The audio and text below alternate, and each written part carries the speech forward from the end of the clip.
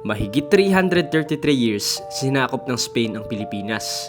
Pero hindi nila kailanman lubusang nasakop ang Mindanao. Bakit nga ba? Ano ang meron sa Mindanao na hindi nila nagawang kontrolin?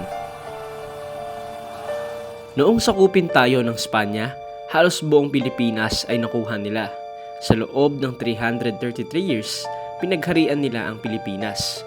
Subalit, alam nyo ba na merong parte ang Pilipinas na hindi nila nagawang malupig? Sinubukan nila itong sakupin, madudugong digmaan na umabot ng daang taon, pero bigo pa rin sila na makuha ito. Ito ang isla ng Mindanao.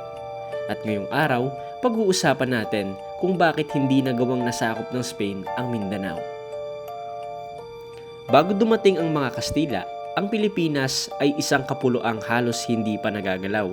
Walang mga gusali na bato, ang mga bahay ay gawa sa kawayan, kahoy at nipa. Madaling ayusin at ilipat.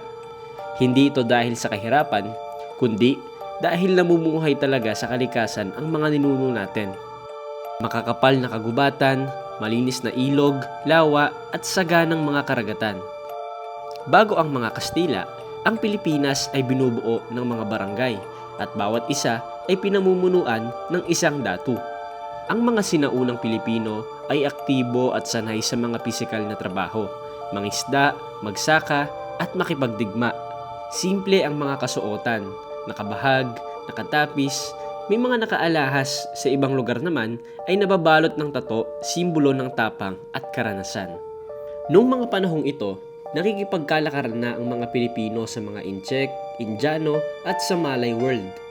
Ang Pilipinas bago ang Spain ay hindi isang lupaing nag-aantay na sakupin. Ito ay isang tahanang may kultura, may dangal at may sariling pagkakakilanlan. At nang dumating ang mga Kastila, ang laki ng pinagbago ng ating bayan. Dumating ang mga Kastila noong 1521, ngunit ang pananakop ay nagsimula lamang noong 1565. Pinamunuan ito ni Miguel Lopez de Legazpi. 1565 hanggang 1898 ay napasailalim tayo ng Spain. Sobrang tagal nito mga idol, kaya naman talagang naitatak sa atin ng Espanya ang maraming kultura nila na hanggang ngayon ay makikita pa din natin sa kasalukuyan. Kagaya na lang ng Kristyanismo, fiesta at mga tradisyon.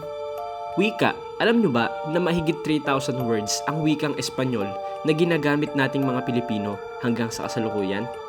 Sa loob ng mahigit 300 taon na pananakop ng Spain, ay iba't ibang himagsikan ang nangyari. Simula pa panahon ni Lapu-Lapu hanggang kay Andres Bonifacio. Sa bawat siglo ng pananakop, may apoy ng paglaban. At ang apoy na iyon ang nagdala sa atin ng kalayaan. 333 years sinakop ng Spain ang Pilipinas, pero hindi nila kailanman lubusang nasakop ang Mindanao. Ano ang meron sa Mindanao na hindi nila nagawang kontrolin? Number 1. May sariling kaharian ang Mindanao. Noong dumating ang mga Kastila, ang Mindanao ay hindi basta-bastang lupain. Mayroon na itong malalakas na sultanato tulad ng Sultanato ng Sulu, Sultanato ng Maguindanao. May sariling batas, lider, hukbo at diplomasya ang mga ito. Hindi sila tulad ng ibang lugar sa Luzon at Visayas na hiwa-hiwalay ang pamumuno. Number 2.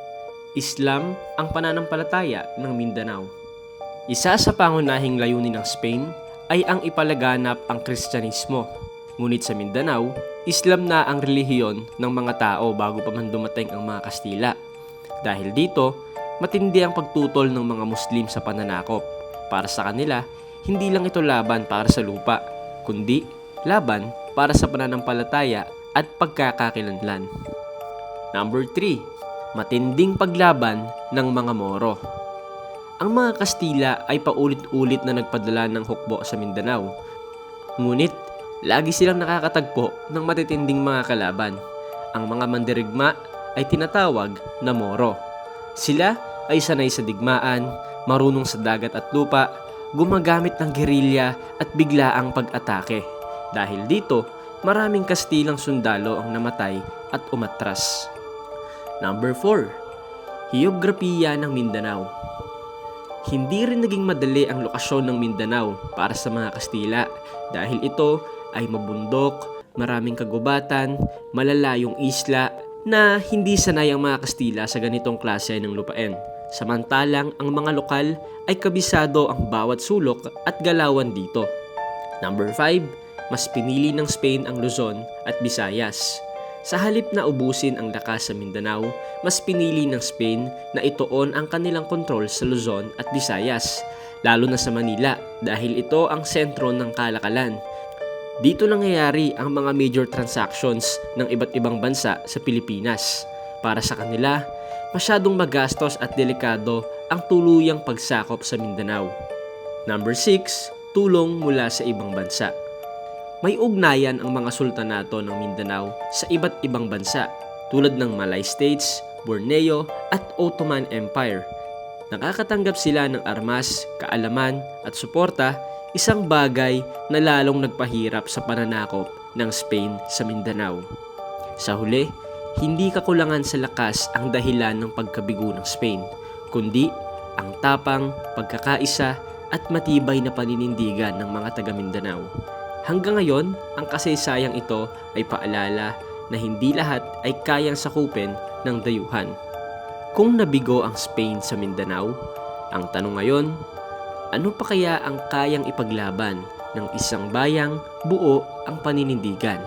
Let me know sa comment section dyan sa baba. Maraming salamat sa panonood ng video na ito at kung na-enjoy nyo ay mag-subscribe na kayo para updated kayo sa mga susunod na upload natin kagaya nito. At hanggang sa muli, paalam!